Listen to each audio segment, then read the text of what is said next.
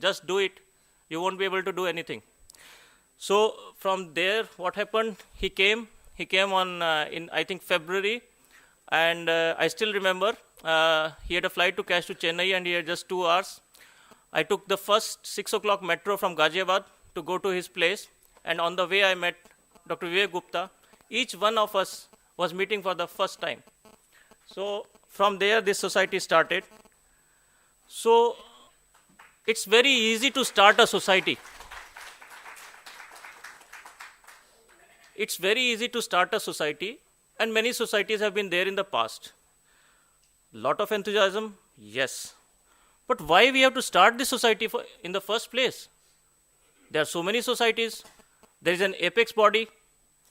So what I found out was that these existing societies, whomsoever I talked, across the spectrum, right from a JR first year to maybe very senior professors and HODs in different institutes, be it in private sector or government sector, they told me they are not very much satisfied. Something is missing. It's like a group that is running these societies. So there was a sense of leadership vacuum. Leadership vacuum not in terms of personality, leadership vacuum in terms of the direction in which this branch should go. After all, whatever we are today, it's just thanks to this branch only. So we have to be thankful to our teachers who taught all this, and because of them we are here. And why this suddenly a growing disrespect towards this branch?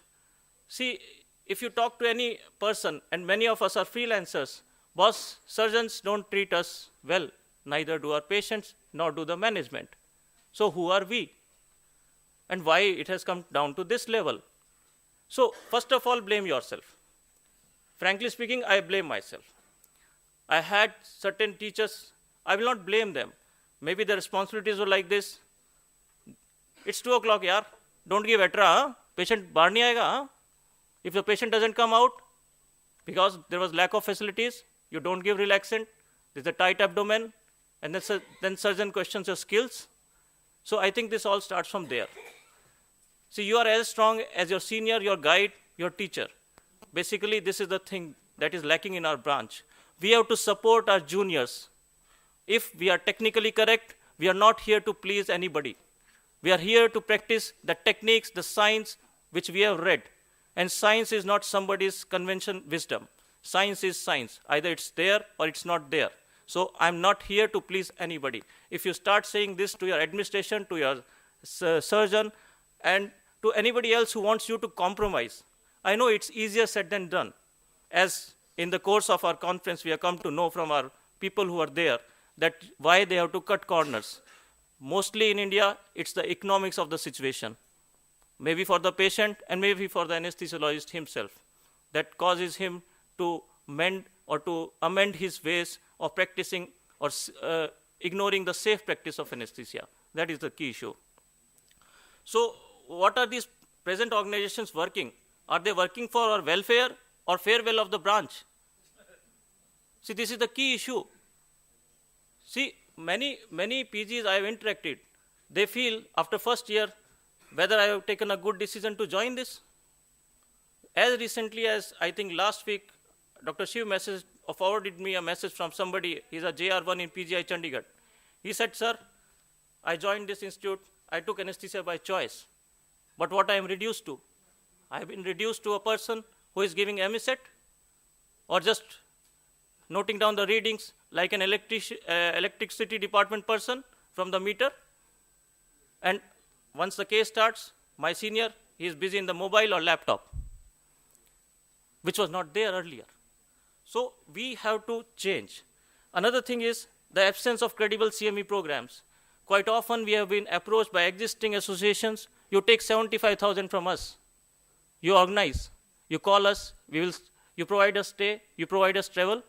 And you give the brand name organized by this society.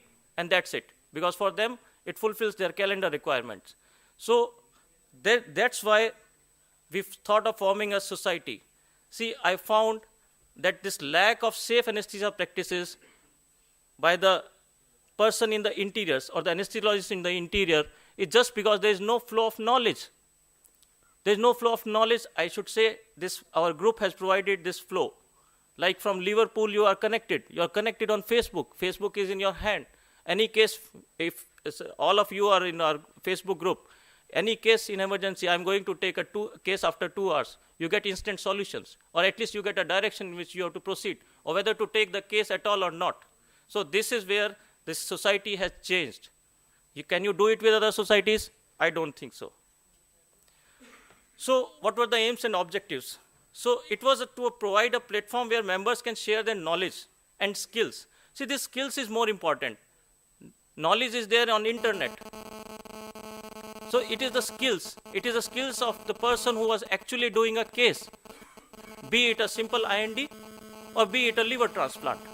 So if you learn from the person who has been doing it, you are more learned than the chapters in Miller. That is what I believe personally. So to improve the profile of the specialty, that what else can be done so that we can work for the upliftment of our branch. And most importantly, to increase the awareness amongst the public. I tell you a very small incident. This is a true incident. My 6-year-old was asked, what does your father do in the class? And he told, he's a surgeon. I said, why did you say? He said, what should I have told my class teacher that my father is one who comes and strikes a hammer on the head of the patient and makes him sleep. So if a 6-year-old has this perception, and this perception is being carried on in the minds of laymen, even the most educated, so-called educated patient, when he comes to the hospital, he wants the best surgeon. Why he doesn't want the best anesthetist? Demanding a best surgeon, at the same time during PSC he says, sir, anesthesia to safe hai na, koi problem to nahi hogi. So he is afraid of the anesthesia, but he thinks that his surgeon is the safest, even though he must be the junior most in his branch. Why this question is asked from an anesthetist only? Why not from the junior most surgeon? So these are the key issues that we have to address. So we decided how we can change this perception. Can we change our administration? No. Can we change our surgeon mentality? No. Because it has come from their HOD, boss. अरे anesthesia वाला तो ऐसे ही पैसे ले जाता है, तेरा case नहीं कराएगा. He will not do the case. So this mentality has come from the HOD surgery, that you have to keep the anesthetist under your foot. Yes, I have heard this myself in my own OTs. So this is the thing. So who will change this? The public in India will change this. When the public comes to know the importance of the anesthesiologist, when the public decides to ask his surgeon, who is my anesthetist, what facilities you are having. So this is the thing that we have to tackle. This is the point. If we improve on that, yes, our branch will improve, our working practices will improve. We will be like the surgeons or the administration will be forced to provide the environment or the technical requirements. They will be fulfilling it for us. So this is the key thing. So we tried to do it, and we were pretty successful on this World Anesthesia Day. Luckily, thanks to enthusiasm from all the members, we got a very good support from the pharma companies also. Dr. Shiv did a lot, Dr. Surjit, Dr. Sushil Garg, Dr. Hetal, obviously, and we were coordinating it on the net. And what responses I got from the anesthetist? Sir, for the first time I felt proud on World Anesthesia Day. This was the feeling. And who brought it? It was the TAS, the Anesthetist Society's endeavor.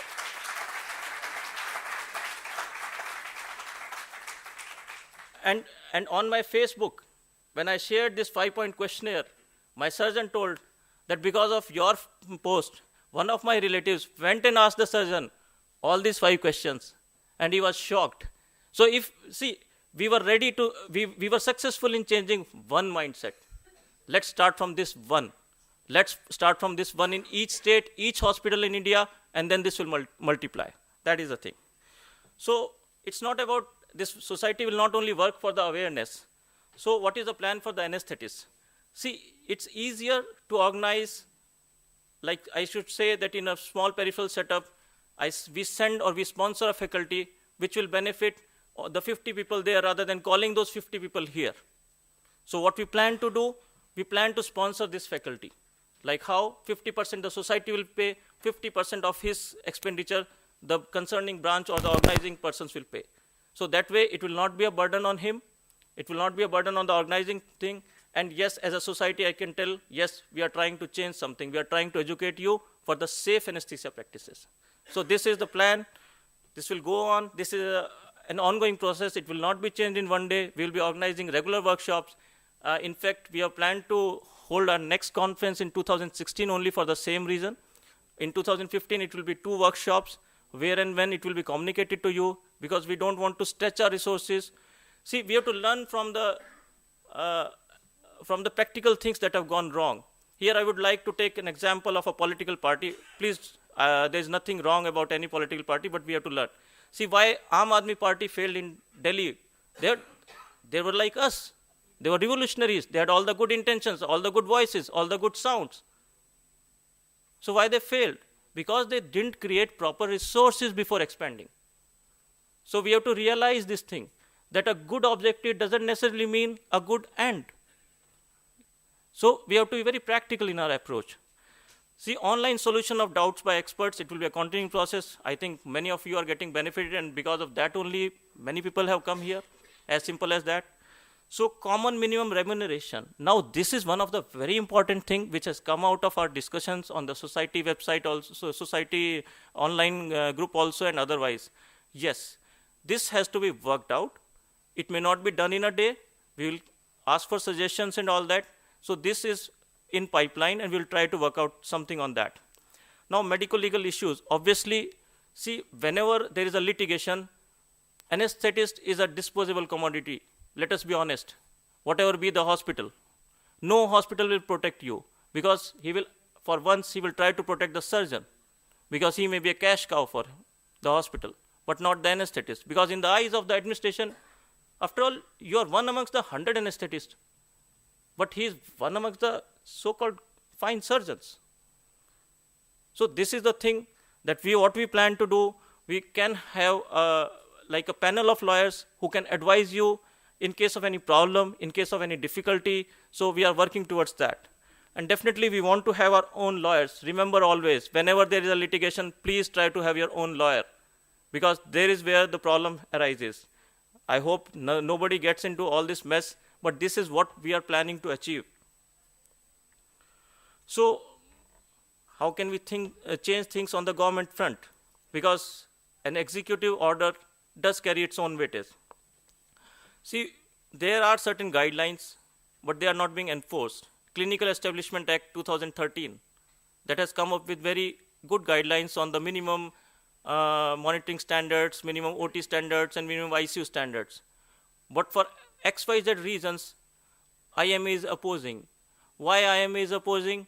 Because it is run by those houses, it is run by those doctors who own their private nursing homes. We are the practitioners, they are the owners. They are doctors, no doubt. But that is the reason, for the simple reason, this act is not being implemented. And wherever they have been trying to implement, IMA has stonewalled it. So there is a meeting, we have planned to meet the Parliament Committee on Health. See, it is these people, there is a select committee on health, which make the guidelines, the policies. So if we impress on them, what is the requirement? Why? See, much of our population is not having access to good OTs. And I hope people who are coming from periphery, they know, like we were questioning Munish video yesterday. And it is Karnal. It is hardly 60 kilometers from the state capital. And what is the status of an OT? So there has to be some standards. So we will be trying to work out with MCI also on these short-term courses. Now recently, what MCI is doing, they have recognized some MBBS or non-MBBS people to conduct MTPs. This is not an R field, okay? But the same way they are doing it in Maharashtra. I think they are doing it in many other states, that a person who is trained for 6 months in anesthesia, 3 months, Tamil Nadu also. So I think my technician who is with me for 7 years, he is more qualified than those 3-month trainees. So this thing we have to change. And when we petitioned our present associations, they say we are trying. So they have been trying. I don't know what will happen, but we plan to do like this. Now, yes, can we fail? Can we fail? Yes, we can fail. Wrong hopes, wrong expectations. Egos and distrust, because we don't know each other. We are here for a purpose. We are here for the branch. We are here for the betterment. We are here to share our knowledge and skills. There is a spectrum of people, maybe from, again, UK, Australia, maybe the corporates, Apollo, Max, Fortis, and then the people who are coming from Sivsagar. Yes. So we want to integrate this thing.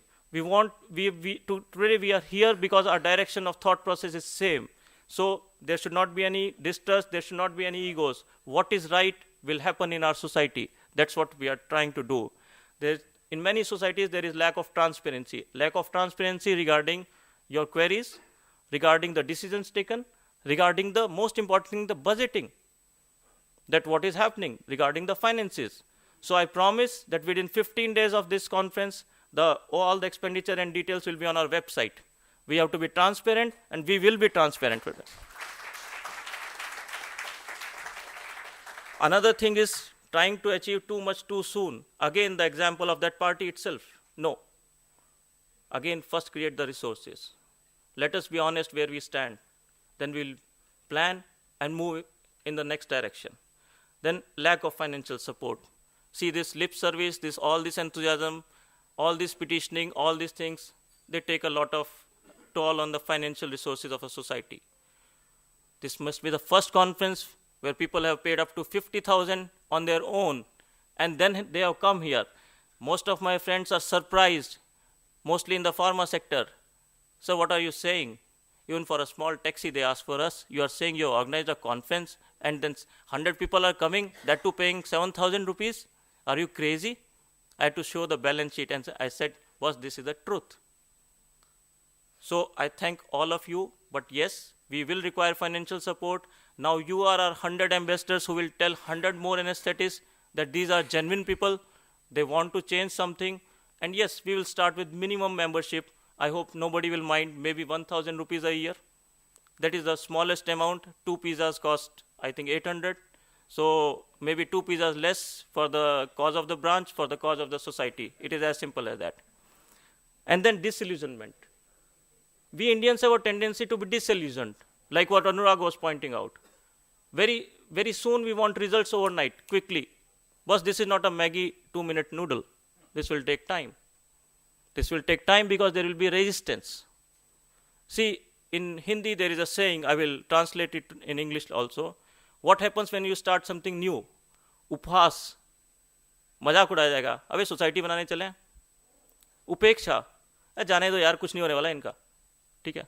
पहचान, आज conference के बाद, after the conference they will recognize this. ठीक है. Then पुरस्कार, then they will award you for your efforts. But the incubation period is too long. So perseverance pays. So this is the thing I want to tell you. So friends, we are all united for a cause. We don't have any egos. We will be totally transparent, and we want to move ahead. We don't know what lies ahead. There is a long road to be traveled. I just remember a couplet. मेरी मंजिलें अभी दूर हैं, मुझे रास्तों की तलाश है. कोई हो सफर में जो साथ दे, मैं रुकूं जहां कोई हाथ दे. मेरी मंजिलें अभी दूर हैं, मुझे रास्तों की तलाश है. Thank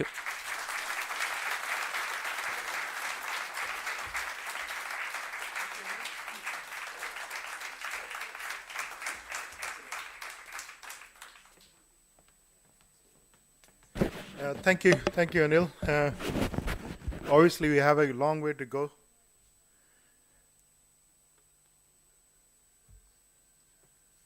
I have no words to say. I mean, what we have achieved in this last 2 days. I mean, you know the enthusiasm. You've seen how people actually know each other. This is a different conference, like I had already said. This is one conference where actually people already know each other. You go to conferences, you actually look for people. Oh, can I find someone who I can actually tag on with? Okay, small group, 1 or 2 person. Here, you go anywhere, you are welcome, isn't it? So that was the difference. Yeah. We still got some more scientific program to go ahead. And the next part is a bit of regional anesthesia. We are short on time. So I will have to actually change the format a little bit. The first part is very important. So this is Gurunath and Srirang.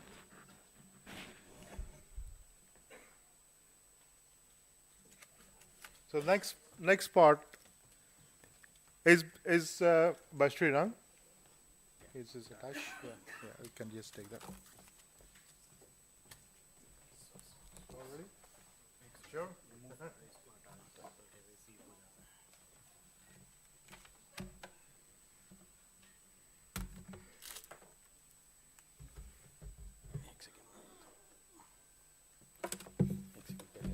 Yeah, okay. Till you set it up. So basically, everybody knows, okay, you can give spinal anesthesia, you can do a peripheral nerve block. But what we lack is when not to do it. It's easy to say, okay, TK, I will take a needle, okay, I will poke this needle, see if I get fine, if I don't get fine. But I think there is a time when you actually have to stand back and say, is this necessary for the patient? Should it be done? Is it going to be effective? Is it going to be useful for the patient? And I remember in my early part of training, I was very enthusiastic. I was doing trauma list, and it was a consultant where Tushar works. He was the medical director as well. He's retired now. He was an intensivist, and I was with him doing a hip fracture. And I said, why don't we give a block to this patient? We used to, at that time, 3-in-1 block was very popular. And so I got ready, and he was very nice. He said, yeah, go ahead. But he said, does it actually help? Okay, that time we didn't have a forum like this. If I was there, a student, I would have asked you guys. He said, is it really helpful? Okay, but let's see what Guru has for us. Thank you, Guru. And Sridhar. Our moderator is going to be okay. And myself. You are screwed. I knew that.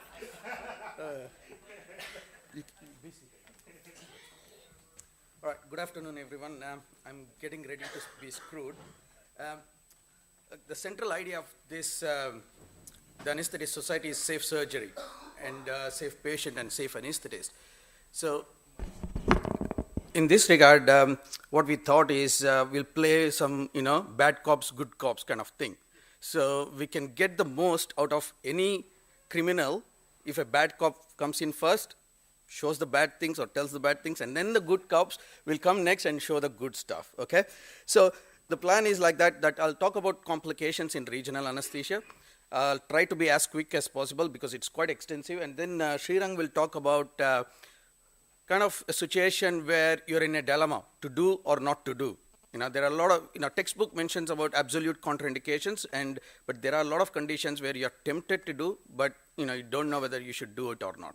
Okay, so without much ado, I'll just start with my presentation.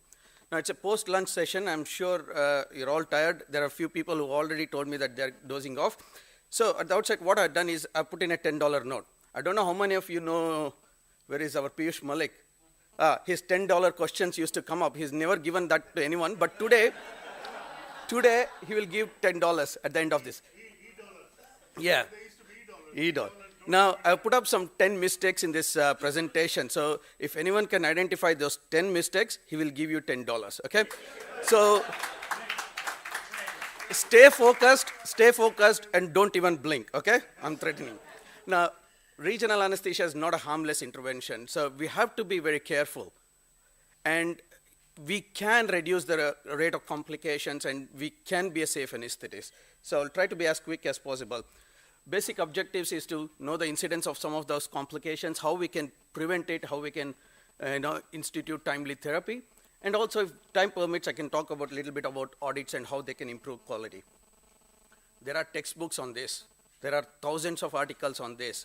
It will be impossible for me to talk about this in 15 minutes, so just bear with me if I'm going through the slides quickly. Please, I'll give some references at the end, or you can always come back to me. We can have a chat later on. Some of the incidents of the complication. Now, the first one is a never event. Wrong-sided block is not considered good at all. But luckily, it's again rare. There are a few case reports from Australia from the AIM studies. Failure rate is anywhere from 13 to 40%. Local anesthetic systemic toxicity is from 0.01 to 0.2%. Now, to put things into perspective, 1% is 1 in 100. So you can see that most of these devastating complications are very, very rare. So we are pretty lucky in that. Now, overall management principle, I've just put it up like this as a mnemonic for you to remember so that you can apply in each and every case that you do. Before you even think about doing a block, think about these principles. First comes is prevention. Second thing is having right attitude and behavioral factors. Now, these are the least taught principles in any curriculum, be it undergraduate or postgraduate curriculum. And then comes guidelines. They come from all over the world, and also early recognition and treatment, and if time permits, something about reflective learning and audits. So this is an old saying. We are in the digital age now, so this is more appropriate for this. So we'll start with prevention. Right patient selection, going through the WHO checklist to make sure that we're doing for the right patient the correct surgery on the correct site, know the appropriate technique, having right equipment, monitoring and resuscitation facilities, record keeping. Earlier today, Madam told about record keeping and documentation, and you know the importance of this already, and having right communication and follow-up. Again, these are very important, not necessarily to reduce failure or prevent complication, but if anything happens, it will reduce the implications from those complications. Coming to patient selection, it's very important that you select the right patient for the right technique. Patients may not be cooperative. They may have dementia or delirium. You can't choose to do spinal anesthesia just because you are good at it, or the patient may not tolerate it during the procedure. And also some patients may have psychiatric illness, or it's just the patient had bad kind of memories about previous blocks or things like that. Coexisting medical condition, now this is very important. We all think cardiovascular system derangement or respiratory system derangement is a good reason to do a regional blocks, but on the contrary, those are the patients who are more susceptible to complications from regional anesthesia. So think twice, especially with conduction disorders of the heart. They are more susceptible to the local anesthetic toxicity than what is being quoted in the literature. So you might have to reduce the dosage. You have to do a lot of things. Know the type of surgery. Now, you'll think it's a plating or something in one hand, but the surgeon might be planning for a graft from somewhere else.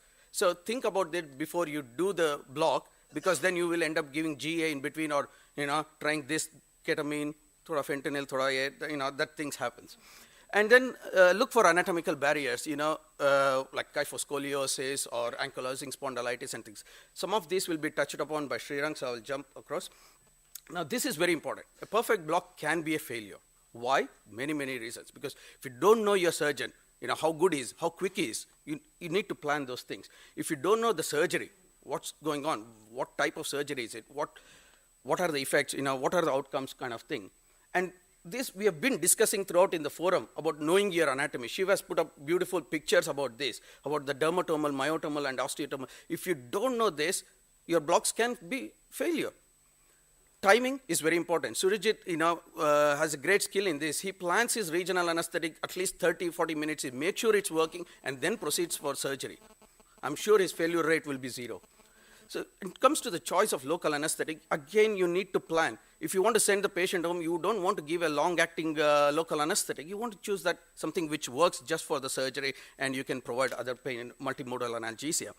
Now, it's not necessarily important that you have ultrasound, but there are some evidence that it will reduce the chance of some complications. So it's good if you have, but if you don't know your technique. And the choice of needle, you all know what needles can do. Coming to having monitoring equipment and research. Look, we have always been taught about first do no harm, but we always end up doing some harm. Why? Because, you see, pictures tell 1,000 words. I'm sure you all understand what this picture means. For the sake of some minimum monetary benefit, we end up compromising a lot of stuff. There have been guidelines, across the world, they've been producing guidelines. Even the College of Anesthetists has come up with guidelines for minimum facilities. So don't compromise on that. There is more likelihood that you will have failure rate, complications, or even death from your hands just because you don't have the minimum requirements. Now, I've got a picture of our setup, which is in the regional block kind of space that we have created within the recovery room. It's not always that all these equipment are there at one place. The resus trolley is somewhere, within the setup there. We always keep intralipid. Whenever we are doing regional anesthetic, intralipid is always there. Ultrasound is optional. We got monitoring facilities, we got resuscitation facilities, airway, suction, oxygen, and the regional block trolley with the choice of needles and local anesthetic. Now, you may think that it's quite an advanced setup, but it's not. It's just minimum requirements that you need to have. So don't just go and do a block for a patient in the ward and you may end up in trouble. So make sure you have the right equipment. Now, about documentation, this looks very lengthy, but trust me, it takes only 5 minutes once you have started doing regular documentation. Already been told earlier today before lunch how important it is. That it may take 5 minutes now or 10 minutes, but it will save you hours and days of tension and, of course, money. So make sure you document every part of your regional anesthetic.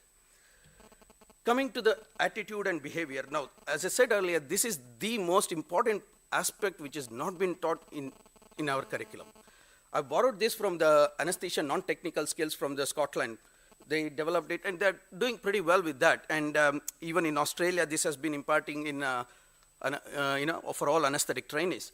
Now, if you go through this, some of us will be doing most of this on a subconscious basis. But what I suggest is go through this list, go back and reflect in your practice. How much of this do you actually follow? And then you start following it and see how it improves your quality of care and reduces the complication. And don't worry, don't hesitate. You can always email me. I can send the whole PowerPoint, okay? Now, guidelines come from all over the world, from Australia, from UK, and from the US. I've got all these references. You can go through them. And some of them are in pretty much detail, but it comes down to few basic important steps that you need to take. Early recognition and treatment. Now, anesthetists, we've always been forefront in patient safety, but still complications do happen. But what is not pardonable is that you don't identify this and don't institute appropriate treatment.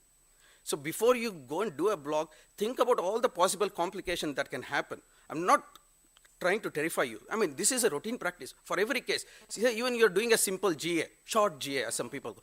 Think about what things can go wrong. Have a kind of mental workup and what steps I need to take.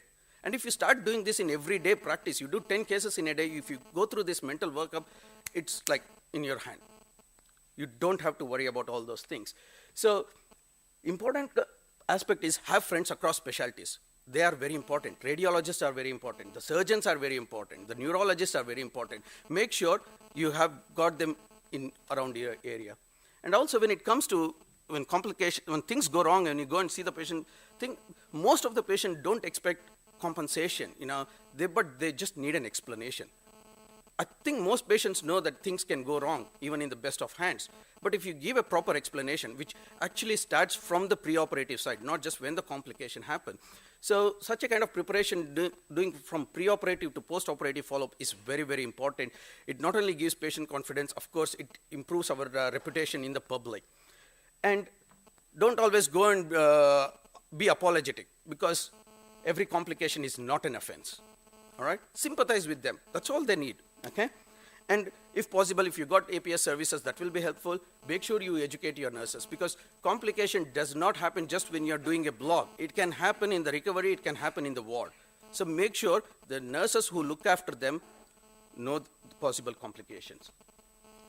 Now, there is a nice article which grades complication. Now, it's hard for us to discuss all the complications and document these complications. It's much easier if we just grade it in this way so that we can tell, look, grade 1 complication at my place is this person, that person. So this group from US has done this nice kind of study, and they've analyzed it. It's pretty good. And as you can see, the grade 4, 5, 6 are more severe in their complications, and their outcomes are very poor, but their rate is very, very low. Now, this again will come through. This is a never event. Now, incidence quoted is 0.027%, and they are multifactorial. You have to think about all these factors before you can do a block. Again, think about the same technique that I told you, page. So think about that you can possibly do a wrong-sided block. Tomorrow when you go back to practice, think, oh, I might do a wrong-sided block. How can I prevent it? So think about all those principles: prevention, attitude, behavior, guidelines, and then early evaluation and treatment. What are the consequences? Consequences can happen from the wrong block, from the second block. I can tell you about a case report that happened in our neighboring state, where an anesthetist did a wrong-sided interscalene block. And then he went on to do the other side block, and patient was kept ventilated overnight in the ICU. it does happen, okay? Because at that point of time, you want to move ahead and you want to provide, you want to do something. So think, am I doing it right? Should I do it? Not doing a block is fine, but doing a wrong block is wrong, all right? Now, management, again, as I told earlier, go through the page, and this is another technique suggested by Deschner and Hadzik is go through the ECT protocol, check the equipment, make sure the consent is done, and do a timeout procedure. Marking is important. Even if the surgeon has not marked, speak to the patient, mark yourself, and before you do the block. Or make sure that the surgeon has done the marking before you go and do the block, all right? And remember, this is very important. Each of those points there are very, very important in your practice to prevent wrong-sided blocks. Now, when it comes to side effects, often some of the complications are exaggerated side effects. Again, if you think about most of these side effects can become complications. But can we reduce or prevent it from becoming a complication? Yes, we can, all right? So, again, before you do the block, think about what are the possible side effects also, apart from what are the complications or rare complications, and think, how can I prevent this side effect becoming a complication, okay? And how you can do it, the answer is there, all right? Now, coming to failure, there are excellent review articles on failure and how to manage in epidurals and all those things, so I won't go through those details. Epidural, there is about 30%, and blocks around 10 to 40%, so it's pretty high, and there are multiple reasons. Disconnection is the most common reason. Epidural catheters getting disconnected in the world. And there are many, many guidelines to say what you need to do, how long it has been left, do you need to take it out or do you cut it and clean it with spirit. So there are some unlawful, I shouldn't say unlawful, wrong practices that happen when there is disconnection that actually leads to more complication, all right? So, and it's multifactorial. So be ready to accept failure. It's, again, when it comes to ego, that's the problem. I've seen people, they don't want to accept that, this catheter has been disconnected. If I connect it back, there is more likely risk of infectious complication. No, they will just clean it, put it back, because they want their epidural to continue to be working. So that's wrong thing. Think about patient safety. Think about alternatives and use the page mnemonic. Local anesthetic systemic toxicity, there are a lot of publications on this. So basically what I want to stress upon is it does not necessarily happen only while you're doing the block. It can happen in the recovery room or even in the wards, especially with epidural infusions. So make sure you educate your nurses, make sure you continuously monitor the patient, and follow the same old principles that I've told you earlier. When it comes to morbidity after epidural, now there are a complete list of morbidity, and there are three important ones I want to talk. You can see at the bottom three, which are on the right side of this. So it's hypotension, pruritus, and urinary retention. Coming to hypotension, there's been good evidence to say that using local anesthetic alone increases the risk of hypotension and it worsens. But when opioid plus LA is given, then it much reduces. You can see the number needed to harm from, where is that, 6 to 16. All right, so that's a pretty good number. So use dilute local anesthetic and opioid infusion. And again, remember the page mnemonic, okay? And have robust protocols in place. Respiratory depression, now if you are using intrathecal opioids, this is very common. So do a good patient selection. Select your patients properly, because that's one of the primary things that you need to do before you think about giving epidural or intrathecal opioids. There are patients who are at risk, and you need to limit your doses. Know your doses, because higher the dosage, greater the risk of complications. Now, saturation, unfortunately, is not a good indicator. Often it's too late. And there have been deaths. Even in the Western countries, there have been deaths from having saturation used as a saturation. So they've got clear guidelines, and we repeatedly tell across all people that when patients are on opioid PCA or intrathecal opioids, monitor their respiratory rate and sedation. The sedation score is very important. So teach your nurses to score their sedation, all right, and score their respiratory rate. That's very important. If you can't do that, don't give opioids. Simple. Infectious complication, now this is one of my favorites. It's favorite because it's very rare. But I see in a lot of places people do compromise. We've seen the video, they do compromise, and that rarity becomes a common issue. So think about your patients, think about patient safety, make sure you can reduce the complication. If you go through the regional anesthesia and pain medicine, there are very nice guidelines from ASRA, so it's freely available on the net. Again, I can send you this whole PowerPoint slide, so don't worry about copying all those things. And there are some important aspects. Only 50% of the patient can be febrile, all right? There are high-risk patients, so identify your patients. Don't think about giving an epidural to an IV drug user or who already have an infection or not been treated properly, kind of thing. And only 50% had motor deficit, so have high index of suspicion, and only 37% had pain. There are different kinds, possibly meningitis and epidural abscess. Remember, whenever you impinge the dura, there is increased risk of meningitis when compared to epidural. So I'm sort of pro-epidural as against combined spinal epidural, if at all, the only reason I wanted to talk about this earlier, but that's fine. Coagulation issues, this has been touched upon earlier. It's pretty rare, again, 1 in 150,000 to 1 in 220,000. As you can see, single short spinal have got much lesser incidence than epidural, obvious reasons. There are patient risk factors, anesthetic risk factors, and the most important feature is pain and neurodeficit are consistent. So if you're looking for what you need to see, you can see it, all right? And then you can identify early and you can treat it early. And outcome depends on the severity of the neurological dysfunction. There is different gradings. It's in the literature, I can give you later, and you can grade the severity, and you can say, look, grade 4 is unlikely to recover than grade 1. And how early you will institute surgical intervention. Anywhere from within 8 to 12 hours has got better outcome, but beyond 12 hours, unfortunately, very poor outcome. And that's the reason why you should have radiology friends and neurosurgical friends who can get you the CT or MRI done quickly and can wheel the patient into the theater very quickly to evacuate the hematoma. And this happens, unfortunately, even now in my own hospital. And coming to neurological complication, now this is the last of the complication. Now, from the NAP4 audit, there is pessimistic numbers, there is optimistic numbers. You can go through this in detail, but overall, they are again very, very rare. All right, that's what I want to stress upon. And there's another review by Richard Brull and others, and as you can see, the incidence is very, very rare. After CNB, it is less than 0.04%, as you can see. Our transient or temporary neuropathy after a peripheral nerve block is 3%. But permanent sequelae has been only in one case across 16 case studies. So it's extremely rare. They can't even give a number for that. All right, what are the characteristics of neurological complications of CNB? It's more common in female patients and age greater than 65 years. And unfortunately, it's more common when performed by consultants. I don't know what's playing that. It's multifactorial. So give a chance to your registrar, you will be saved, okay? Greater risk with CSE, and there are different types of injuries, neurological complications that can occur, and MRI is the best study, and try to identify and treat early. Now, this is, again, ASRA guidelines about how you can manage a patient with neurological deficit. It's pretty lengthy, and I suggest that you read it later. When it comes to neurological complications of after a peripheral nerve block, now remember the double crush injury. So if the patient is already susceptible, you are likely to cause more damage, right? So think about this. Think about the patient's nerve inside, how likely they are already influenced. There could be anesthetic factors, and there could be patient-related factors, surgical-related factors, and other factors. I'm running out of time, so I'll have to skip through this quickly. And coming to management, if it is just a sensory deficit, just reassure the patient and see in three weeks' time, often there is resolve. But if there is a motor deficit, involve a neurologist earlier.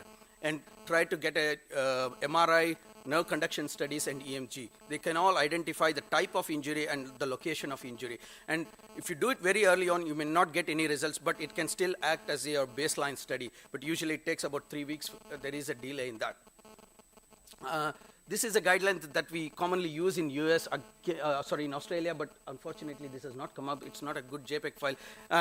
So it goes through, a flow chart which helps you to, manage neurological complications after regional anesthesia. Feel free to send me an email. I can send you all these documents. Now I think I'll stop at this and I'll let Srirang do this, and if time permits, we can do this or we'll discuss in the forum.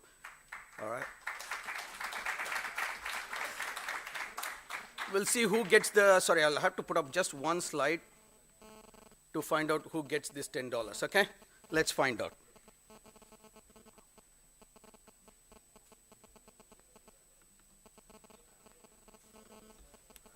Shrira?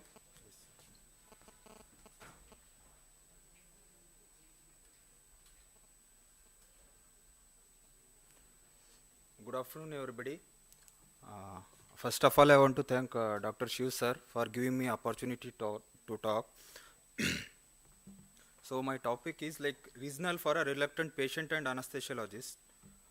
So, so the outline of my presentation: a patient refusal and neurological disorders like CNS disorders, peripheral neuropathy, and back conditions, and in patient with anticoagulants and sepsis. So how the patient can be reluctant? Like example, in obstetric patient with elderly patient coming for a knee replacement, in obstetric patient would prefer staying awake and go for regional anesthesia, knowing its benefits and faster recovery, while an elderly having a back conditions would prefer a GA. So now a reluctant anesthesiologist. So we are more confident with GA because of better intubation equipment and drills. And we think that spinals are for dummies. Tend to move from central to peripheral nerve blocks and vulnerable spinal cord and fear of that malpractice done. So first case, this is a case of acquired demyelinating disorder. We did in our college. So he came for elective surgery for bilateral tendo-Achilles lengthening. So are you going to go ahead with the spinal or GA? Anyone for spinal? Hands up. Show of hands. So everyone is going for it. Okay. So do you avoid regional anesthesia if history of neurological disease is there? So what is a classic textbook teaching? So any progressive neurological disease, avoid a neuroaxial block, and a double crush theory and medical legal fears. So we go ahead with the GA. But what is the recent evidence? So regional anesthesia can be safely utilized in patients with a pre-existing neurological disease and may have benefits over general anesthesia. However, a conservative approach is warranted. So now coming to case number 2. A male 69 years, type 2 diabetes mellitus, peripheral vascular disease with ischemia, COPD and pulmonary hypertension and end-stage renal disease, coming for revision of dialysis shunt. So are you going to ahead with a block or not? Show of hands. Block. Okay. Still majority looks like GA. So we feared about nerve injury. So you want to go ahead with GA? No. So go ahead with the block. So what are the incidence of diabetic neuropathy? That is 10% at the diagnosis and more than 50% at the 5 years of diabetes. And it increases with the insulin dependent diabetes mellitus with the increased glycated hemoglobin. So what are the recommendations for diabetic neuropathy?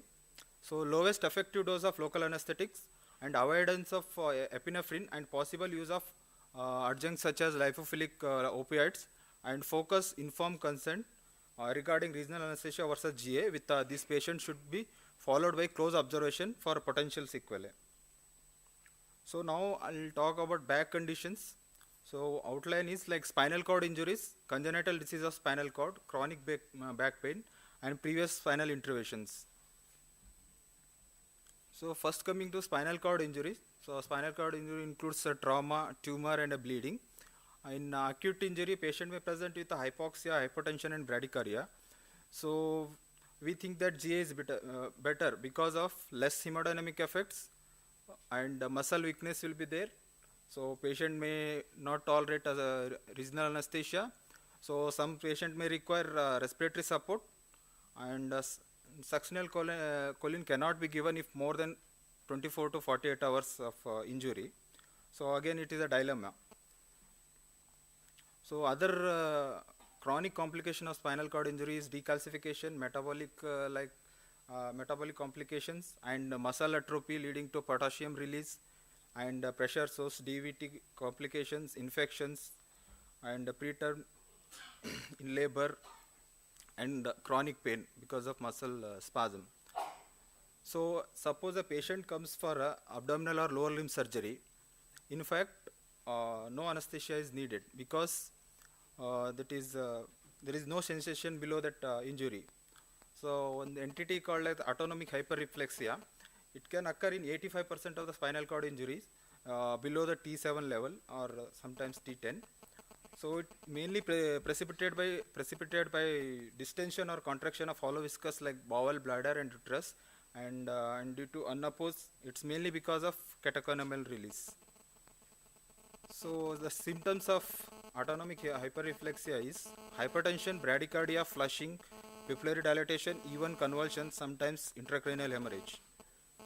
So for that, to suppress the AHR, so we need deep GA. Can patient tolerate this deep GA? And sometimes even deep anesthesia may not be enough to overcome the AHR. So what are the problems in neuroaxial blockade to prevention of AHR? Like if some patient may have previous surgeries and a spasm of back, and there is a limited spread of the local anesthetics. So again, the problems we face for CNB, the technical problems I told you, and DVT prophylaxis timing, and how to determine the sensory level when the patient cannot feel anything. So in these conditions, catheter technique is better than single dose technique. And for in case of labor analgesia, early enough catheter placement, that is 1 week before delivery, expected to postpartum for 24 to 48 hours. Now coming to congenital diseases of spinal cord, it's broadly classified as vascular abnormalities and other spina bifida and Marfan syndrome. So in congenital disease of spinal cord, in these cases, weighing the risk versus benefit is important.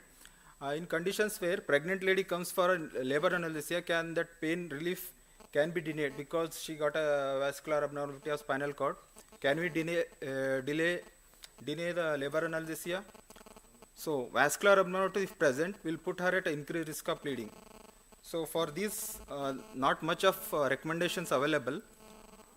They say MRI before the neuroaxial blockade is essential, and evidence not enough on lower or larger dose, so local anesthesia won't spread as we expected to. Now coming to back pain and previous surgeries. So in anterior spinal surgeries, Levele et al. In study, out of 19 patients, 2 patients received central neuroaxial blockade for delivery. So why only a few patients are received here? Is it a fear of anesthetist or a patient in these cases? And why we are worried? In pregnant patient, their herniated disc is more common because of changes in elasticity of the ligaments and muscle because of hormonal imbalance. And more than 10 cases of cauda equina reported in these cases of spinal abnormalities. Now one more back condition, spinal canal stenosis. It is usually a post-factum finding, occurs due to hypertrophy of the bony elements of the spinal canal leading to reduction in its cross section and spinal ischemia and compression. More common with the combined spinal epidural, and volume of epidural infusion more than 8 ml per hour, or with a PCA. Even small hematoma can cause neurological deficit in this patient, and elderly are more prone for spinal complication than younger. So how to assess and how to go ahead in the spinal stenosis? So degree of severity of the spinal stenosis can be proved by MRI, and if that area is nearby block. And location is very important, as thoracic epidural won't cause any problem in a lumbar spinal stenosis. If the spinal stenosis is known previously, as it often goes undetected, risk can be explained to the patient. Now one more case, severe kyphoscoliosis. A 35-year-old male with a severe kyphoscoliosis with a corpse angle of 65 degree with a restrictive lung disease posted for inguinal hernioplasty. So GA or spinal? How many spinal? No spinal. Okay. Yeah. Thank you. Okay. Sorry.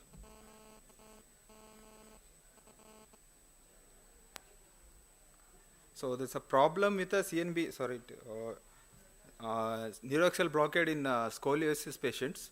like technical failure, you may not get the spinal or epidural spaces in the midline. And ultrasound guided approach leads to fewer attempts and a proper catheter placement, but the evidence is not much. Only one study available. This is done by Velejo et al. And it requires training first in a normal individuals. And you may have patchy or incomplete blockade, dural tap, subdural block or hematoma, maldistribution of local anesthetic, and multiple attempts and may lead to traumatic puncture. So in other conditions like scoliosis surgeries and bone grafting, it's better not to go for central neuroaxial blockade as osteosynthesis would have occurred. And in one study they showed 50% of epidural failure was observed in these patients. And Velle et al. In 2013, Parchurans patient observed 18% of failure. Now coming to operated and non-operated cases of scoliosis, in various studies they have done that in 24 corrected scoliotic and 93 uncorrected spine surgeries. So block success, that is more with the uncorrected patients, 79% in uncorrected and 69% in corrected patients. Uncorrected, 3% of chances of complications were observed. In epidural were the most problematic than spinal. And according to Kim et al., block spread was found 2 segment higher spread in corrected cases. In one more studies, so 22% were operated cases, they undergone neuroaxial blockade. 97% had a pain relief post procedure, like they after scoliotic surgery they had a pain relief or any various back surgeries. So 58% were given spinal and 38% were given epidural and 4% were combined spinal epidural. In that 3% had a dural tap, higher incidence than the normal, and these were the cases where continuous spinal catheters were placed. In that 4% catheter placement was not possible, and 1.1 cases percentage of had a new or progressive deficit attributed to double crush syndrome. So in these patients of neurological deficits, so among 10 patients, 8 were more than 70 years old and 3 had a previous back surgeries. So the percentage is 1.4%, which is a bit higher than the unoperated cases, that is 1%. And 4 were due to surgical causes, and remaining 6 cases, there were definitely given a higher adrenaline dose, and 2 were diagnosed 1 to 3 weeks after the procedure. So these 6 were ortho cases, in which 5 were on the same side of operated side. So it may attribute to tourniquet. So one more. Yes, sir. What's your take? Or message rather. Actually, we won't go into anything, but the key message. What would be the key message to people who are total enthusiasts? One key message is what I'm sure is money can make you all awake. पैसा दे के मुर्दा भी उठ जाते हैं. Like I realized it worked pretty well. Look, take home message is again, as I said, think about patient safety. If you got a safer alternative, use the safer alternative. Often I see people when they come to the courses, they are all like learn new stuff, new blocks, and the very next day when they go back to practice, they want to use the local, and they'll hold a needle in their hand, they want to block any patient that comes onto the table. So just think about patient safety. Can I do it here or not? Is it likely to cause more damage or not? Okay, regional anesthesia, look, there is one thing I can say, that pain can kill a patient, but an improperly provided pain relief can also kill the patient. So try to balance the risk. Yes, there are very few absolute contraindications and rest of all relative contraindication. So weigh the risk benefit, and a discerning anesthetist is one who will use all this knowledge and skills and will definitely provide safer analgesia. All right, that's all I can say. I mean, we keep saying that when you're young, you want to do everything. It takes years of experience to actually say what not to do and when not to do. Yeah, what not to do and when not to do. That's very, very important. Anything for us, Pankaj? Yeah, I feel I keep making this statement very often, especially for the private practitioners. The day you learn to start saying no for cases, rather than taking all calls at one time, the same thing holds true here. In private practice, I've always found this that anesthetists take 5 calls, 10 baje, 11 baje, 12 baje, and then you're running around and then you end up being late everywhere. Same thing holds good here. So learn to say no and decide when to say no. And yes, I just to add to what Guru says, I feel it's worth documenting whatever you have discussed with the patient, whether it is a regional or a GA. Just document it and make a mention of it that this was discussed with the patient and the advantages were discussed, complications were discussed, and this is what we are finally coming to. That's all. Okay. Thank you, Guru. Thank you, Srirang. And $10. $10. $10 stuff is Yeah. how to earn this $10 Yeah. in reality. Yeah. Okay. Okay, what my mentor taught me when I was starting all this thing, that draw a diagram of whatever block you are doing. Suppose every supraclavicular looks different. Where did you inject what amount?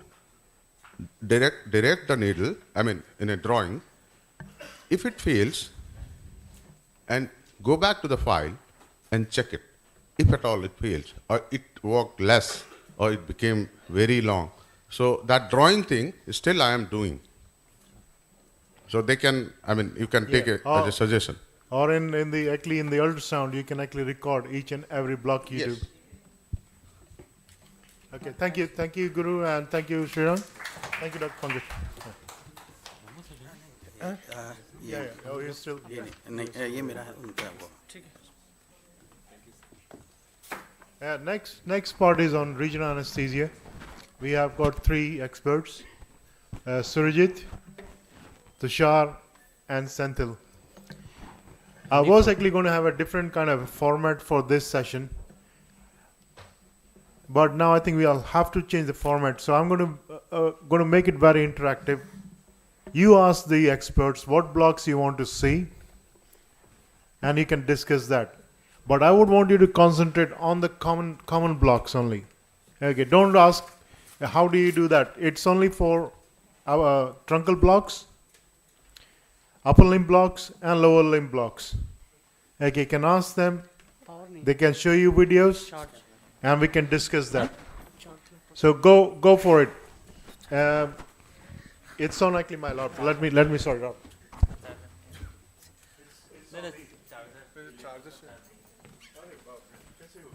Do you want a charger? I've got a charger in my bag. Yeah, yes, it's. Why did it stop completely? I think I used it yesterday completely. It's I think left open. Today I didn't get it because of the same reason that wouldn't need it. I feel till we are getting things sorted out, I would just like to know how many in the audience are actually giving blocks every day. Very regularly. What are the most common blocks I feel which everyone must be doing? Supraclavicular and axillary. Anything else? Yeah. Okay. इसका तो Okay. German, eh? yeah. I've got my laptop. Is there any way we can do it on my laptop? Yeah, okay. But how we transfer the whole thing? Yeah.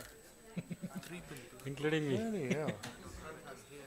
I have only मेरा laptop charge में लेकिन मेरा तो PNS का है. Okay, yeah, we start with PNS. Okay.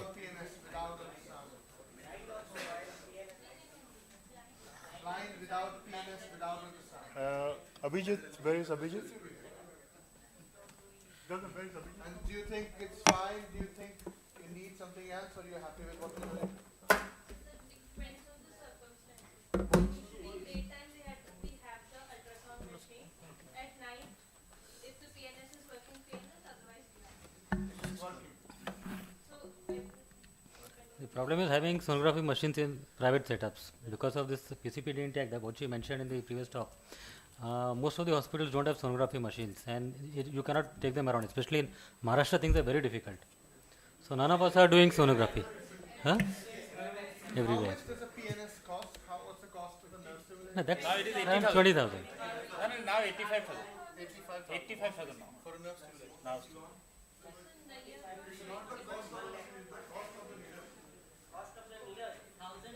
Yeah, needle itself costs around 1,500 bucks. A Stimuplex needle costs around 1,500 bucks if I'm not mistaken. Am I right? So, if you're Stimuplex schedule is 900. 911. Acha, 900 is wholesale, I feel the MRP is some 1,500. One piece 911. Okay. So the anesthetist charges something like 1,500 rupees or 2,000 rupees, I guess, in some of the centers. I don't know. Not me. I think the idea about discussing about ultrasound blocks is not to show that we all do and this is the way to do, or just it's not to promote that we all should be doing ultrasound guided.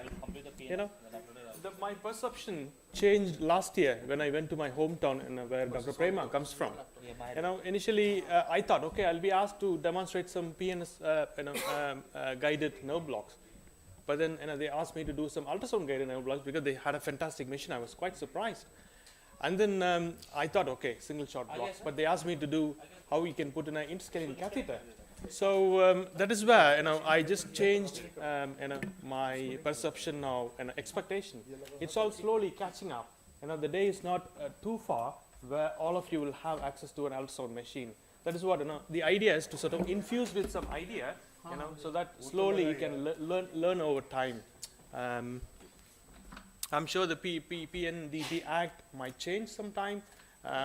The lot of us who have written to the health minister, who is not there now, Dr. Harshvardhan, projecting the importance of using ultrasound in intensive care, nerve blocks and everything. So the day might change, and it's very affordable to buy an ultrasound machine. 5-6 lakhs, you get a beautiful machine. So obviously the aim now is to sort of give you an idea and a comparison between a nerve stimulator and we are not trying to sort of project that this is the best, or trying to force you that you shouldn't be doing like that. No. I have another question for the audience while this is getting sorted out. Like we have minimum mandatory requirement for anesthesia. What is the minimum requirement? Is there a minimum requirement? Madam के पास भी है laptop charge So just putting a block. पूछ के आऊँ एक बार जो madam बैठी है Do you need any monitoring? Manisha madam. ये Charge Required to have resuscitation equipment. Intralipids have to be there. Intralipids is a must. Do you all have access to it? No. Okay. Does that cost, sorry, it's out of interest. How much is it? It's not, it is something that can be done. No, availability, what was the availability? Exactly.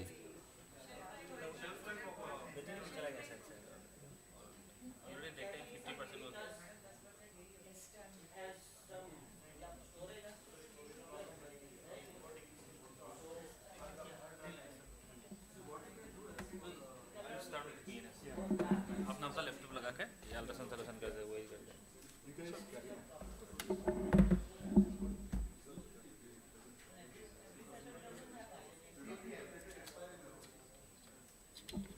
नहीं इसको लगा ले नहीं मुझे power नहीं थे तुम ये लगा ले It's, I must say, it's such a new thing to watch. नहीं ये लगा मुझे पावर नहीं थे Hats off to you guys. I'll give something. I'll add some more for information. In Bombay, I came to know that there are laparoscopic surgeons who today move around with all the equipment we all know. But recently, they have started taking AEDs and defibrillators with them, and they are taking that also around in the city and keeping it in the car. I mean, this is the situation in many of the metros in India. I just came to this recently last week. I mean, the AED guy told me, I'm having a wonderful market in Bombay. All the laparoscopic surgeons are buying it and keeping one in their car. No, what for? They go for the case at various hospitals and they take the AED with them. Because there was some hospital which most of the hospitals don't have defibs. I mean, everyone knows that. So so at least medical legally they are protected. They have an AED with them in the, that's how things are bad in. Excuse me, sir. So till down it is sorted out. So I will start PRS guided block. It is a video demonstration only. Yeah. So this is interscreen block. that is with PNS. This is coming with flexor. You know, this is the clavicular head, this is the sternal head, this is the interscreening group, and this is the cricket cartilage. But in the classic technique, we go here. But in our technique, we go low interscreening. We always practice low interscreening block. You see needle insertion in the interscreening group. My hand is over the interscreening group, that is finger is, and look for the deltoid, pectoral, or bicep twitch.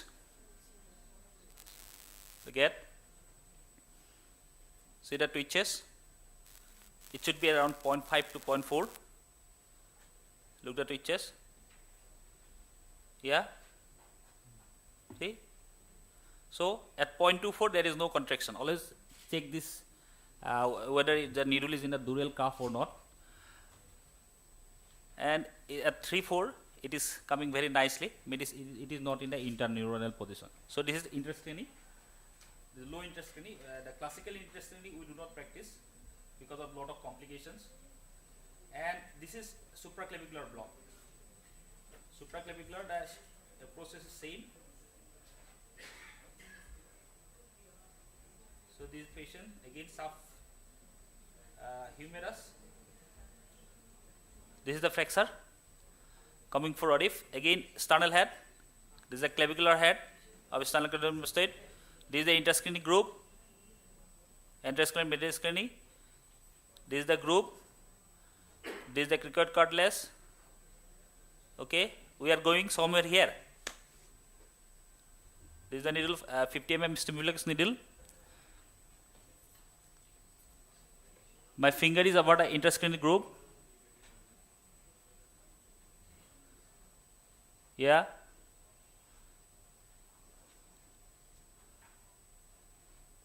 See, twitches. Again decrease the current up to 0.4 and look whether it is in the interneural position. So you are getting the pectoral twist, biceps twist. See? So you can look for twitches of pectoral and biceps or triceps, deltoid. This is okay. That can be taken as an motor response. This is supraclavicular. Then you can go for axillary block.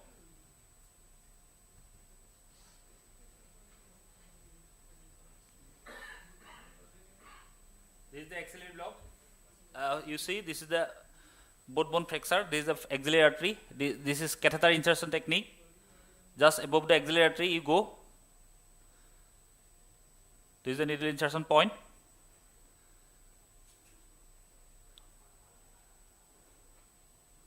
And look for the finger flexion.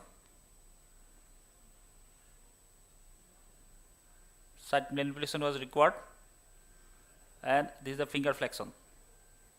Then I will introduce the catheter. See, this is individual nerve block at axillary level. First you will get a musculocutaneous. See, flexion at the elbow. Then you will get a median response. Then you will get a radial response in the same hand. This is 5 ml of 2 to 3 ml of local anesthetic or 5 ml of local anesthetic is sufficient at the axillary level. Then we can go, suppose a patient has some sparing is there, you can go rescue block at the level of the elbow. This is the elbow crease. This is the biceps tendon. You go 2.5 cm lateral and up.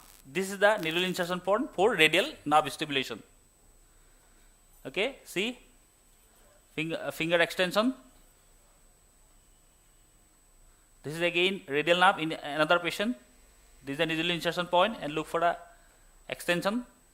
These are the rescue block, and sometimes you can do for the finger surgeries also. This is median nerve. This is a brachial artery. I am palpating the brachial artery. Going just medial, I will look for the flexion. This is kid again. This is the ulnar block. This is the flexor carpi ulnaris. We are going 6 cm above. This is the needle insertion point. We will look for the apposition of thumb and the little finger for ulnar nerve. See? This is ulnar nerve. This is again ulnar nerve in another patient, a position of thumb and little finger.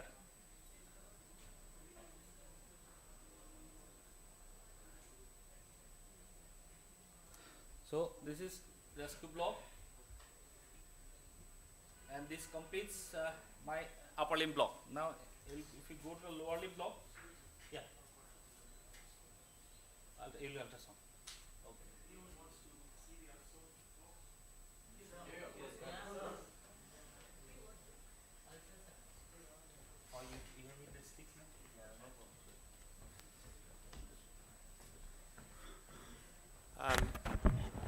Firstly, I do apologize for the little technical, problem here. That's why, we are sorting things out. Very sorry for that.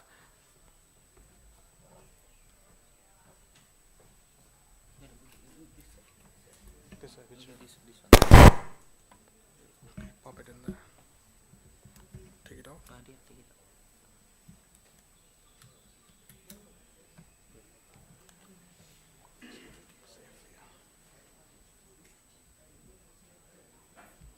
leave Yes, it. yes, yes. I'll leave it to you to open that.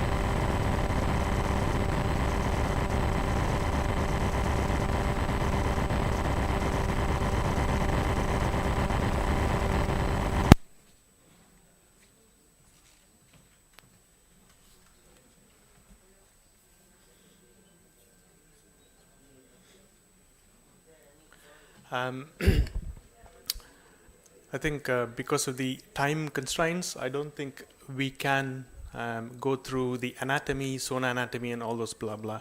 So I'll give a little brief introduction, and then we'll straight on go to the videos.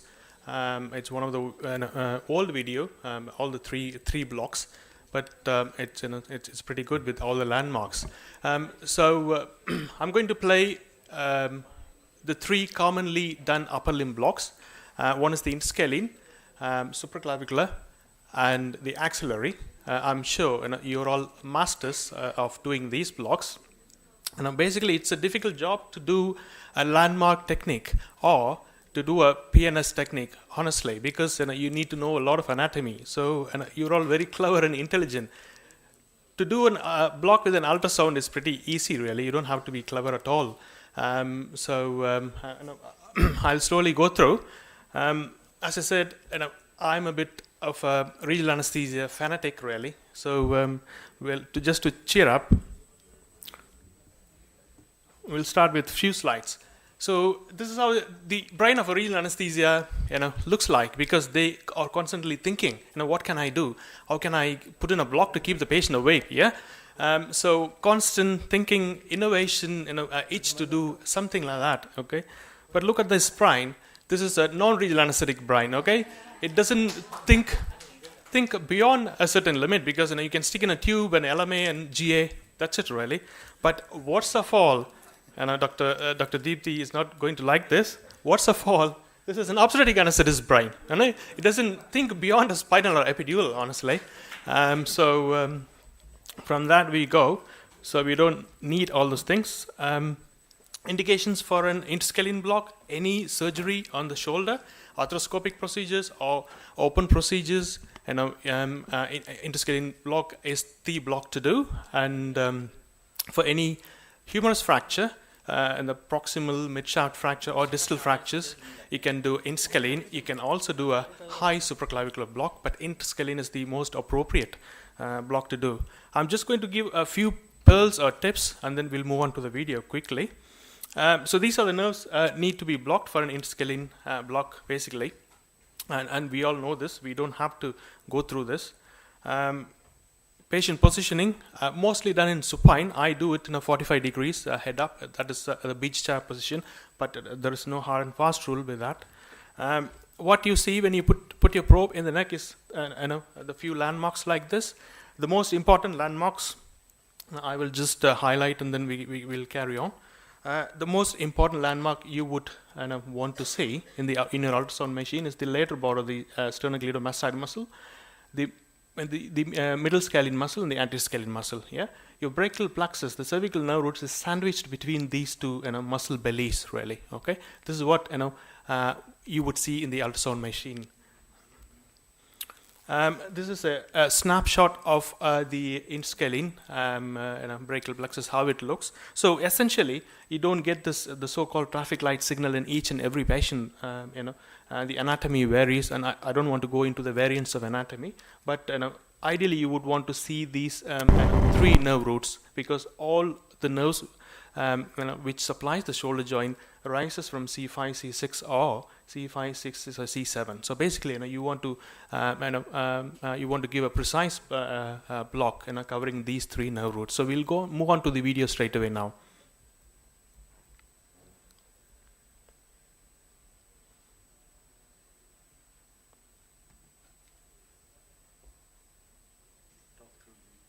Yeah. There's no audio. So the traditional way of doing an interscalene block, so supine position, and you move your probe from midline to lateral. That is from the trachea tracing up the internal carotid artery until you get this picture. What, and as I said earlier, the lateral border of the sternocleidomastoid muscle, and these 2 bulky muscles, the anterior scalene muscle and middle scalene muscle, and this is the interscalene groove which lies between these 2 muscles. And as I told you earlier, you should be able to see at least 3 nerve roots, the most important nerve roots, C5, C6, and C7 most of the time. So that is a bit of local anesthetic to anesthetize your skin and subcutaneous tissue. All you need is probably a ml of 1% or 2% lignocaine. So once you have anesthetized the skin, you can introduce. The important thing here is never use more than a 50 millimeter needle for an interscalene block. People tend to get into complications when they try with an 80 millimeter or 100 millimeter needle. That is where you see all the case reports. Interscalene block extending into the spinal space and epidural space and causing all sorts of complications. So if you measure, the cervical nerve roots is pretty much within 2 centimeters from the skin level. So you don't need more than a 5 centimeter needle. Yeah. So what we need to do is first to get the view of the needle coming in, and then see the tip of the needle. Ideally, the tip. Yeah, this is the stimulation, dual guidance, both ultrasound and nerve stimulator. So the needle is actually between the C5 and C6 nerve roots, and that is the ideal place. One of the ideal places to inject your local anesthetic. You can also inject your local anesthetic just posterior to this cervical nerve roots, which still will give a very good efficient block. Is taking the needle is then taken down to deposit the local anesthetic to cover up the C8 and Cori T1, because it's very hard to see the T1 nerve root. So this would cover probably the lower segments well. The importance of C8 and T1 is, that forms the inferior trunk from where your ulnar nerve arises, and even the other nerves like the medial brachial cutaneous nerve and medial antebrachial cutaneous nerve arises from that segment. So it can be quite important.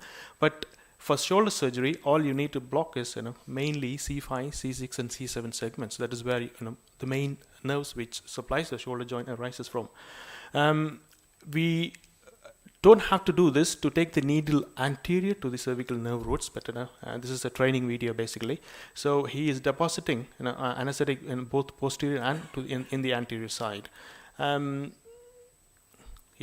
that's the interscalene block.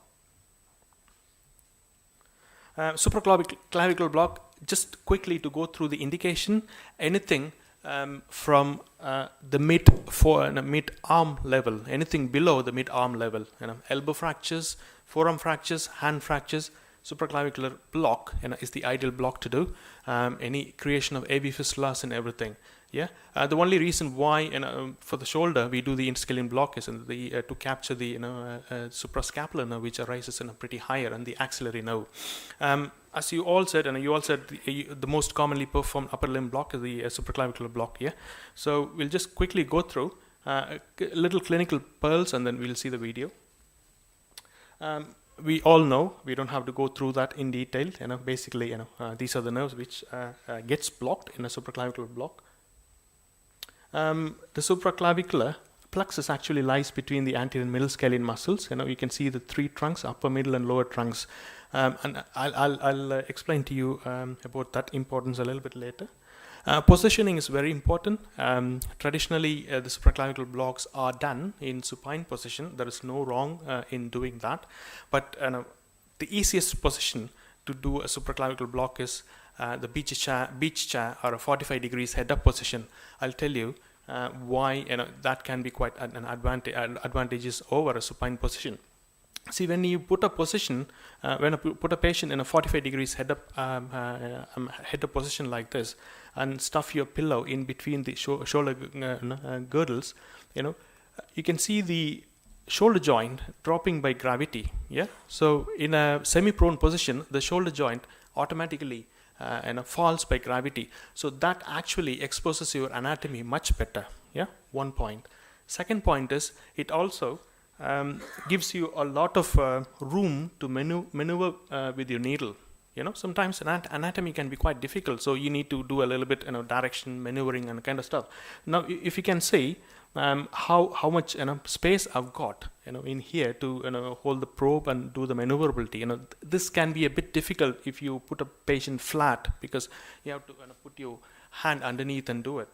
The other important bit, I'm sure you have explained to you many times, the orientation. The orientation of the machine, patient, and the blocker should be in a straight line, which makes things much easier. If you're doing a block, if you've got an ultrasound, put the ultrasound machine straight in front of you and the patient in between, and hold the probe. Most of you and most of us do the in-plane approach, so that makes life much easier. Rather than putting a machine away this side, turning this side, and manipulating the needle. These are all small pearls which makes a big difference, really. So I don't want to go through this. It's all anatomy. So basically, what picture you want to see in an ultrasound-guided supraclavicular block, the landmark, the important landmark, is the subclavian artery. Yeah, you can't miss that. And I'll tell you how to catch the subclavian artery as soon as you put the probe later. And then you have two white lines. The first white line is your first rib. Basically, a lot of people mistake that as for clavicle. No, it's the first rib. And the second white line, this is pubis territory, and this is the parietal pleura. The difference between these two, when you see in ultrasound, is this will be quite bright, hyperechoic, because the periosteum of the bone reflects the echo waves, really. Yeah, you will see the sliding with breathing. Yeah.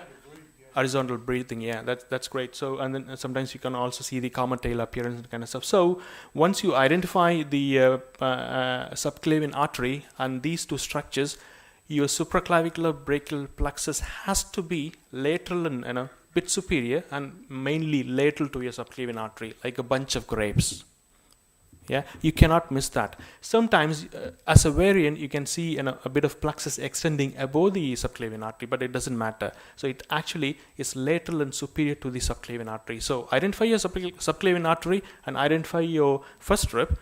It has to be there, lateral to your subclavian artery. That's the key landmark. As I told you earlier, this is probably a post-block picture. Right. Just one thing you have to be aware. Sometimes you can see an artery passing in between. This is where people end up in trouble sometimes. it sometimes can pretty much look like a brachial plexus, but it is actually the dorsal scapular artery, and the incidence is about 30 to 40%, which can run between your upper and middle trunk, or middle and lower trunks. So if you are in a doubt, it could be a dorsal scapular artery which is lying in between the plexus. Always switch on your color Doppler, which is pretty much there in every single ultrasound machine, and you see the flow. That will give you an idea whether to go for a supraclavicular plexus block or choose an alternative block or not. Yeah. The other thing with the supraclavicular ultrasound guided supraclavicular block is, if you don't cover the inferior trunk, ulnar sparring occurs. So that is where the patchy block, inadequate block for any forearm fracture comes into picture. Yeah, so it's very important to catch the inferior trunk. I'll show you where exactly to put the local to make sure that the inferior trunk will be covered. So this is a short video of the supraclavicular block. So we'll have a little look. So she's putting the probe right on the clavicle and then sliding behind the clavicle. Yeah, as soon as she slides behind the clavicle, you see the subclavian artery and the first strip. Yeah, and you can't miss this hyperechoic, honeycomb structure. The reason why it is quite bright is it's got a lot of connective tissue in between, and then it's got hypoechoic divisions, So this is that gives a characteristic bunch of grapes appearance, really. So once you identify the structure, then things becomes much easier. Yeah. So this bunch of grapes, the so-called bunch of grapes, is made up of trunks or divisions, or sometimes trunks. That is superior, inferior, middle, and lower trunks. Sometimes they also call it as a division block.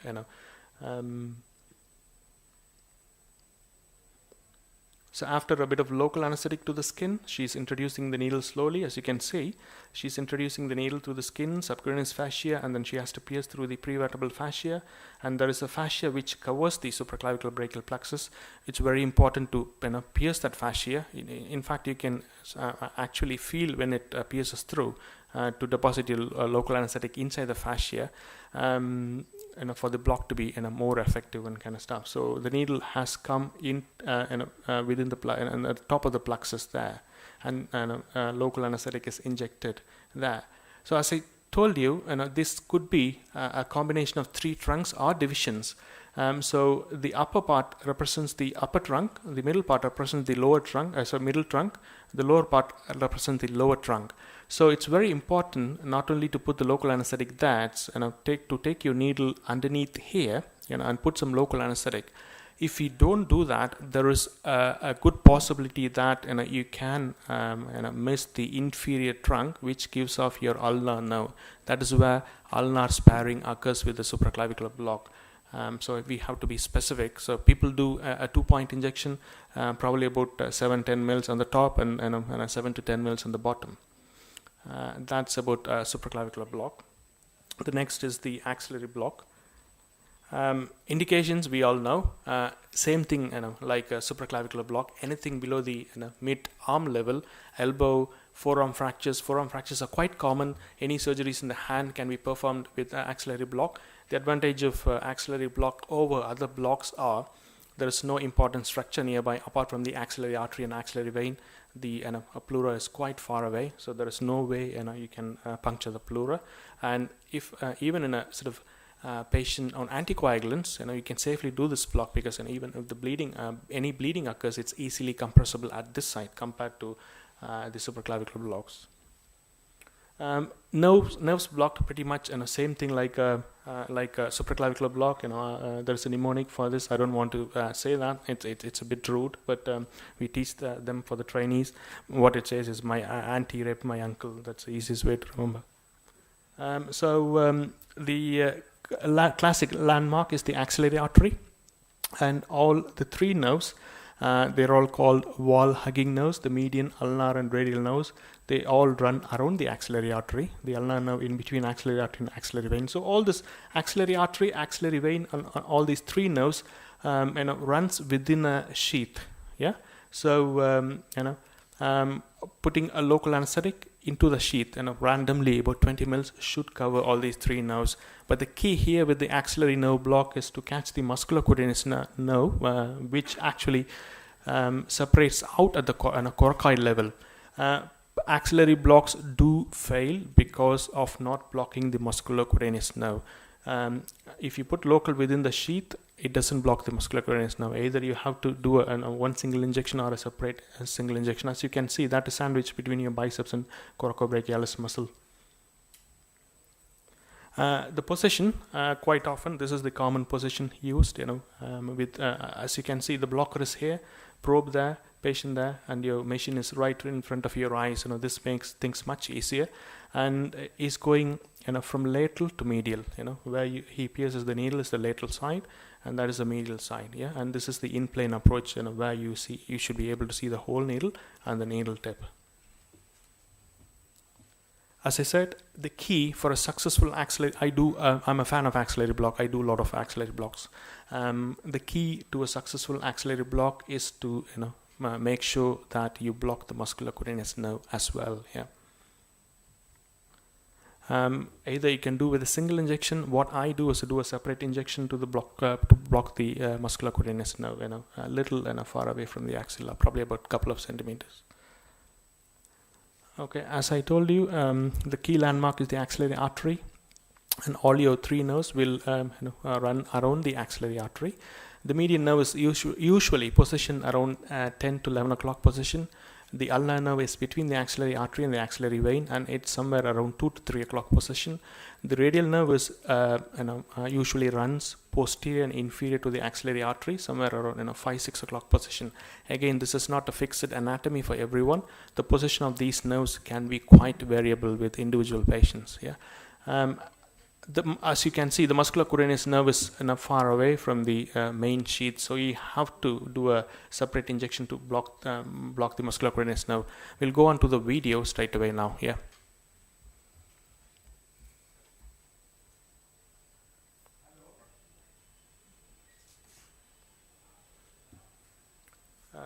So what he's trying to do is first identifying the axillary artery. As you see, all the three nerves are located around the axillary artery. You can see the variant actually in here. The radial nerve is a bit more sort of medial to the axillary artery rather than the classic inferior or posterior approach. The median nerve is pretty much like 10 o'clock, 11 o'clock position. The ulnar nerve is positioned between your axillary artery and axillary vein. And the biceps and coracobrachialis and coracobrachialis muscle, your musculocutaneous nerve should be lying somewhere there. Initially, it pierces through the coracobrachialis muscle, and then it lies in the fascial plane between those two muscles. So what he's trying to do in this video is trying to scan and trace the nerve right from the axilla to the elbow level. As you move the probe from the axilla, this is just for teaching purpose, from the axilla to the elbow level, the position of the nerves changes dramatically. As you can see, the median nerve has moved from 10-11 o'clock position to this position in here, and then he's going to follow probably the ulnar nerve.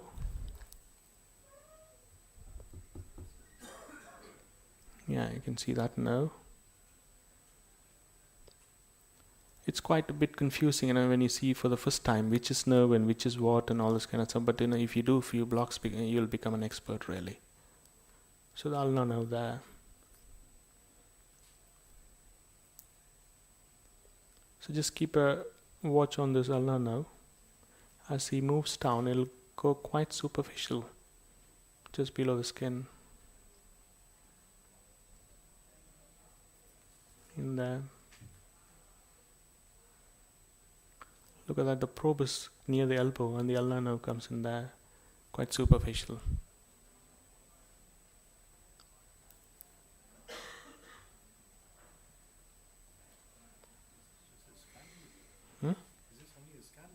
No, there's a block after this. I don't know why this demo. So he's tracing out the tracing the radial nerve. So you can see the radial nerve is moving over there. It always, most of the time, it runs with the profunda brachii artery. That is a key landmark to the to block the radial nerve really. So that's the radial nerve lying sort of behind and inferior to the axillary artery. So he's going to do the block now, hopefully.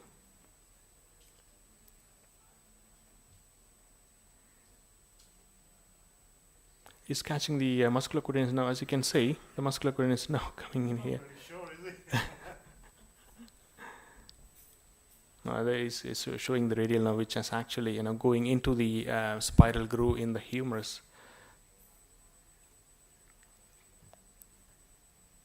And then he's tracing back again to the axilla. I don't think we have time when in real time to do these scanning business up and down, because your surgeon will be waiting and boiling inside. Yeah, so I think the block will start now. Axillary block is a quite effective block, which is probably the most commonly performed brachial plexus block around the globe. In US, it's so popular. So the probe position like that, just a bit of local anesthetic for the skin and subcutaneous tissue, and he is introducing the needle from the lateral side and into the medial side. He's going very close to the probe, and we tend to go probably about 0.5 to 1 centimeters away from the probe to get the needle pretty parallel. So as you can see, the needle is coming from lateral to medial side. You should see this needle coming through, piercing through the brachialis muscle.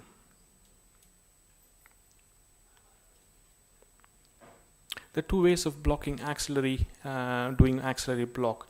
Either you get your needle on the top of the axillary artery, put some 10 mils of local anesthetic there, and then get your needle in between the axillary artery and the so-called conjoined tendon and put some local anesthetic there. That should mostly cover what in this video, what is being done is going and putting local anesthetic around each individual nerve. This is the way I do. Not necessarily the way everyone has to do, but it gives a quite fast, intense block. So what he's trying to do is he's going around the median nerve there. Once they're all called wall hugging nerves. In the axilla, these three nerves are quite, very close to the axillary artery. Until you put probably a cc or 2 cc's of local anesthetic, it's very sometimes difficult to see the nerves individually. As you can see, the median nerve started to float there. It'll become a bit more obvious. What he's doing is he's putting local anesthetic in increments, and that is the way I do. Probably 1 to 2 mils of increments. That's the reverberation effect. I don't want to go into the details of that.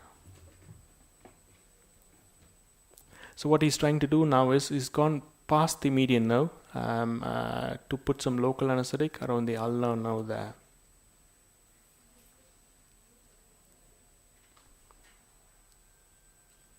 So as you can see, that ulnar nerve started to float here. You can see the ulnar nerve clearly surrounded by the local anesthetic there.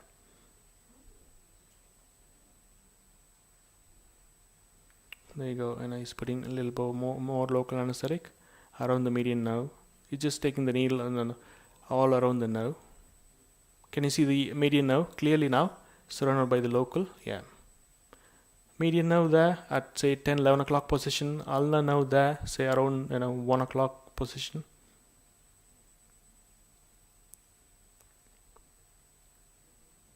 So these increments probably about a mil or 2 mils maximum, not more than that. All you need is not more than about 3 to 4 mils per nerve really.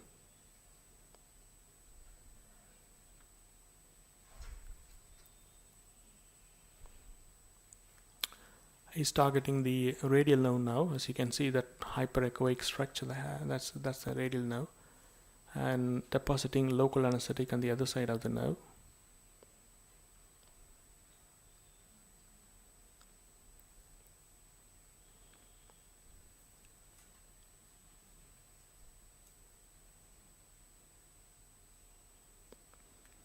As you can see, constantly, he need to manipulate the needle, to get around the nerves. As I said, this is not the only way of doing the axillary block.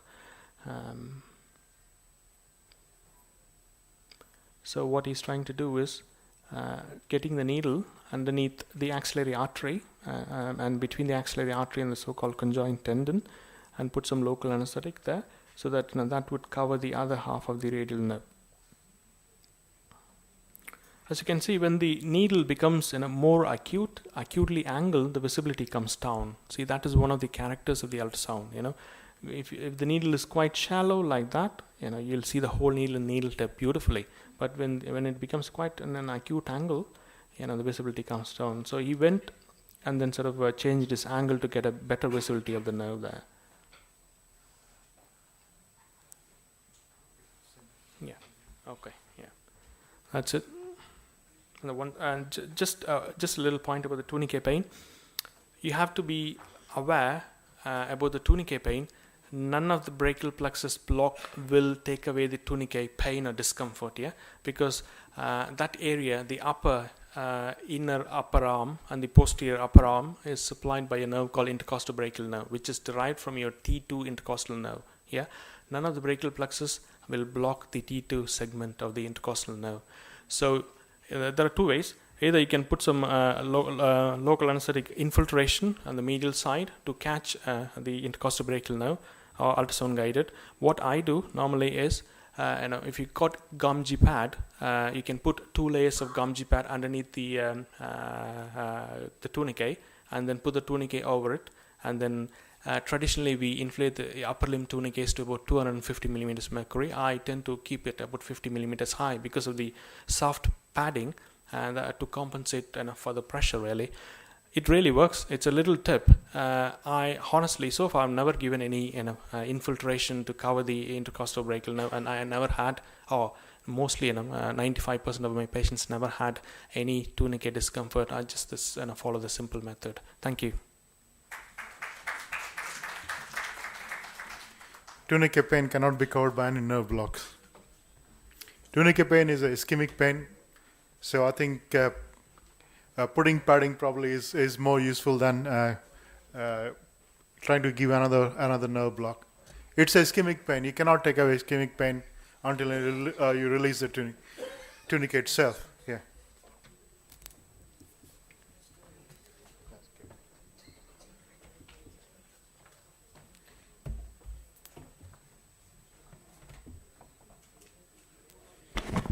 The concepts of, I get riddled. I think in the last few things we discussed about the needling, and we were talking about, I get a little bit uncomfortable when you have too many needling like you're doing for axillary. Concepts are changing now. I know there is about surgeons been in a hurry, but if you got time, you don't actually have to go for this donut sign for each and every nerve. It says that if you are around in a right plane, the local anesthetic will go to the nerve. But it requires time. So if you're doing it for analgesia, don't attempt to actually be too perfect. Rather, you could actually causing injury. This was actually, in my opinion, I think he could have done in a better way. Rather than actually going between the nerve and the artery, getting arterial puncture, there was a vein just above the artery. You could actually cause more. Obviously, expert hands, they can, manipulate the needles. But if you are a beginner, that is not a good way of doing it. Yeah, absolutely. Veins can collapse, and you're in the vein. Exactly. Yeah, absolutely. The next part is about the lower limb blocks. Trisha. Yeah. Thank you. I think I have 10 minutes to do all of this. I realize all of you are quite senior, and you've done a lot more anesthesia than I have. So this is like me telling my wife how to cook. It's not going to work. So it's an update. And those who don't do these things regularly, it will be useful for you, if it works.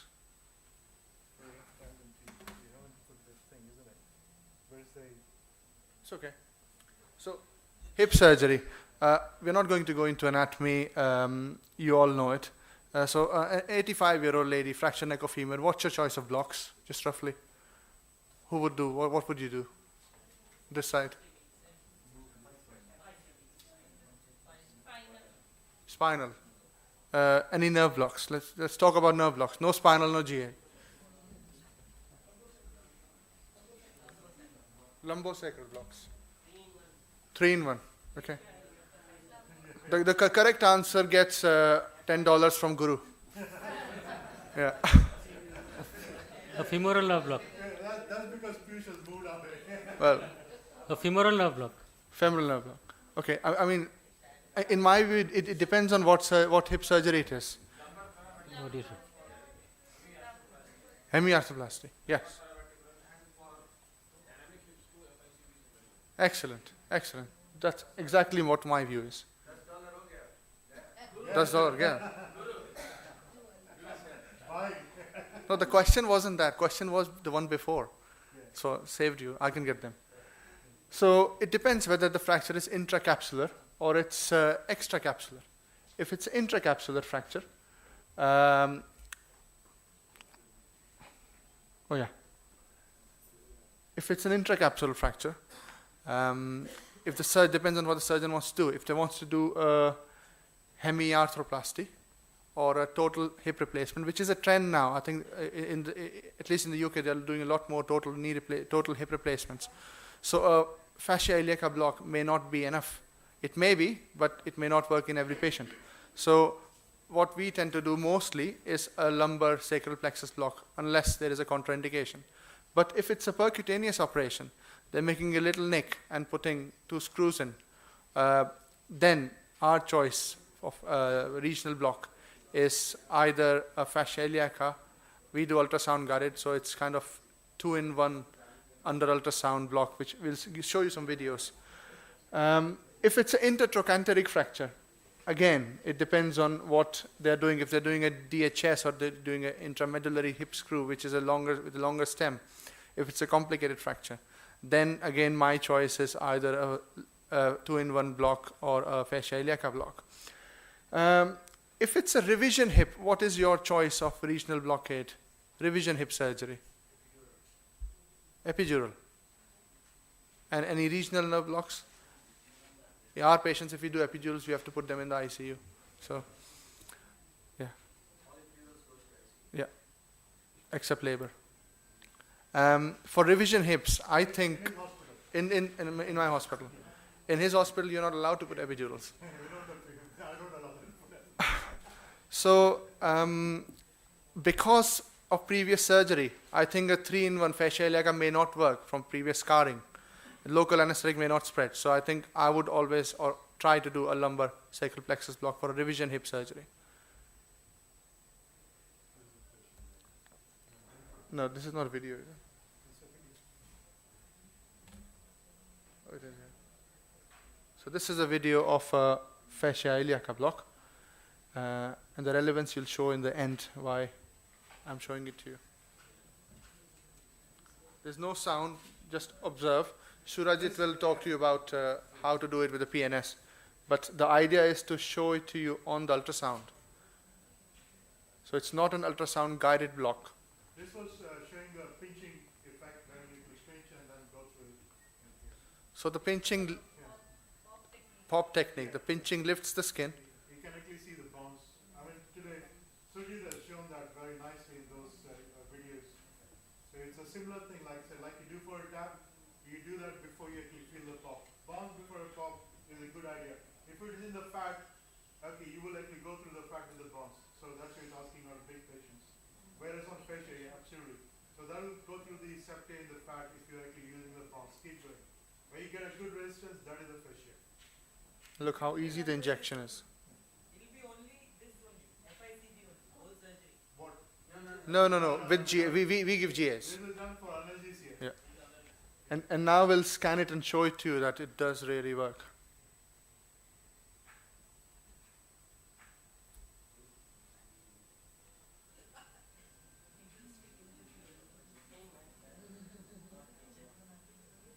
So the video is not very great, but you can see the black. You can actually see the femoral nerve. actually floating. I showed you a video. You can see that there you go, femoral nerve. It sinks to the femoral nerve. It's like doing a femoral nerve block in the right place. You can actually do it. You don't actually. That's what it's saying. That now, if you're in the right plane, you will actually get it. Like I showed you for the tweet one, which we recently posted a block. That's a similar. Is this short Ching effect.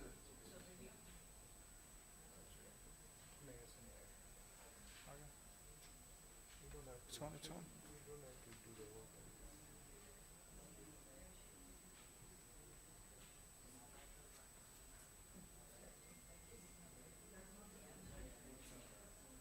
Okay, that's a needle technique. That's exactly how needles are designed. So you go through a needle.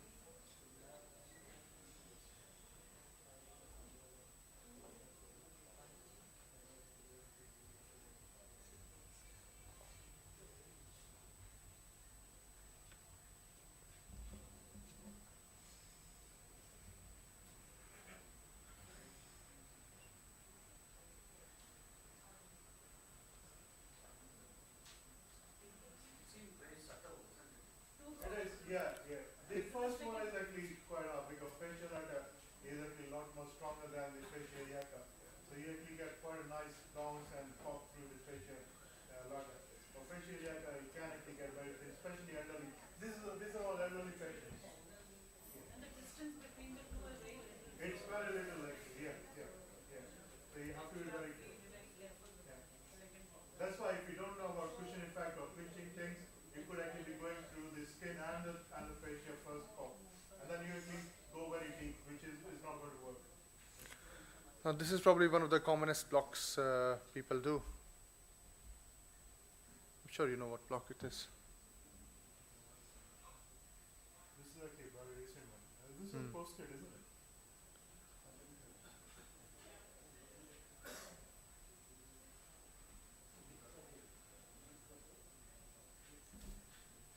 That's the facial attack. That is the iliacus muscle. That's the psoas, so that's iliopsoas. And that is